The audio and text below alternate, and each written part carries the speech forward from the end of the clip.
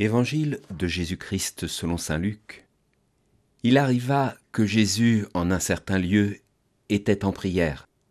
Quand il eut terminé, un de ses disciples lui demanda « Seigneur, apprends-nous à prier comme Jean le Baptiste lui aussi l'a appris à ses disciples. » Il leur répondit « Quand vous priez, dites « Père, que ton nom soit sanctifié, que ton règne vienne. Donne-nous le pain dont nous avons besoin pour chaque jour. Pardonne-nous nos péchés, car nous-mêmes nous pardonnons aussi à tous ceux qui ont des torts envers nous. Et ne nous laisse pas entrer en tentation. » L'évangile de ce jour nous invite à porter notre regard sur notre vie de prière. La prière. On en dit tellement de choses de la prière, on a écrit tellement de choses sur la prière, tellement de choses au point parfois de la rendre inaccessible et complexe, alors que c'est si simple la prière, c'est si naturel la prière. Mais c'est quoi prier ? C'est quoi la prière ? En fait, la prière, frères et sœurs, on peut en dire des tonnes, et cela ne changera pas le monde. Ce qui change le monde, ce n'est pas ce que l'on dit de la prière. Ce qui change le monde, c'est la prière elle-même. En fait, la prière, avant d'être une définition, c'est une expérience à vivre. Et c'est pourquoi je me permets aujourd'hui de vous partager ma propre expérience de la prière lorsque j'entends Jésus nous enseigner la prière du Notre Père.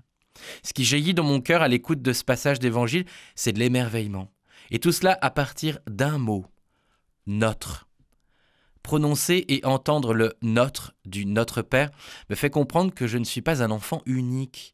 Se sentir enfant unique, c'est un danger que nous courons tous lorsque nous cherchons à nous approprier Dieu pour satisfaire notre petit confort spirituel. Ça serait tellement confortable d'avoir Dieu rien que pour moi, qu'il soit mon Dieu et qu'il accomplisse tous mes rêves. Mais non, il est notre Père. Ce notre, frères et sœurs, je le trouve à la fois redoutable et beau. Redoutable parce qu'il signifie que je ne suis pas propriétaire de Dieu, il n'est pas mon Dieu, il est notre Dieu. Il n'est pas ton Dieu, il est notre Dieu et il se partage. Il se donne à découvrir à chacun d'entre nous sous des aspects si différents et aucun d'entre nous ne peut avoir la prétention de tout savoir sur Dieu. Et c'est là que de ce notre du Notre Père jaillit quelque chose de beau.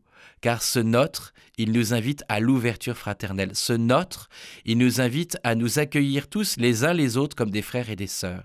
Ce notre, il nous invite à voir en toute personne humaine un être aimé de Dieu. Ce notre, il nous fait voir le monde avec les yeux de Dieu, les yeux d'un Père qui aime chacune de ses créatures.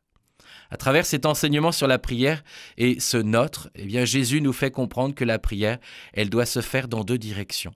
Le regard tourné vers mon Père et les mains tendues vers mes frères et sœurs, car l'un ne va pas sans l'autre parce qu'il est notre Père.